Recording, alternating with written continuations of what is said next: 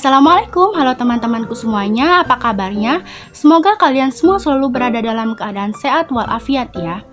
Bertemu lagi dengan aku dan hari ini aku akan menjelaskan materi kita yang ketiga, yaitu tentang fungsi-fungsi manajemen dalam pendidikan yang diampu oleh dosen Bapak Dr. Muhammad Kristiawan MPD.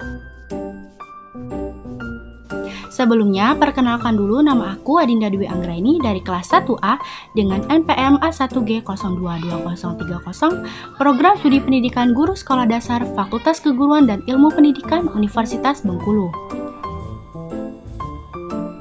Jadi teman-teman sekalian, fungsi-fungsi manajemen dalam pendidikan itu ada 4 macam, yang meliputi yang pertama adalah perencanaan, yang kedua pengorganisasian, yang ketiga penggerakan, dan yang terakhir adalah pengawasan. Nah, bagaimana sih teman-teman jalannya keempat fungsi tersebut dalam manajemen pendidikan?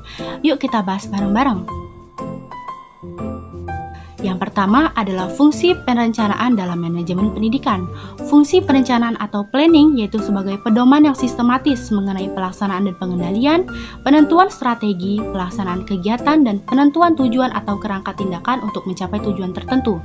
Menyangkut pada kegiatan apa yang harus dilakukan, langkah-langkahnya, metodenya, serta tenaga yang dibutuhkan untuk menyelenggarakan kegiatan-kegiatan tersebut. Yang kedua adalah fungsi pengorganisasian dalam manajemen pendidikan. Fungsi pengorganisasian atau organizing yaitu sebagai kegiatan membagi tugas kepada orang-orang yang terlibat dalam kerjasama untuk memudahkan pelaksanaan kerja. Yang ketiga adalah fungsi penggerakan dalam manajemen pendidikan. Fungsi penggerakan atau actuating adalah hubungan antara aspek-aspek individual yang ditimbulkan oleh adanya hubungan terhadap bawahan untuk dapat mengerti dan memahami pembagian pekerjaan yang efektif dan efisien.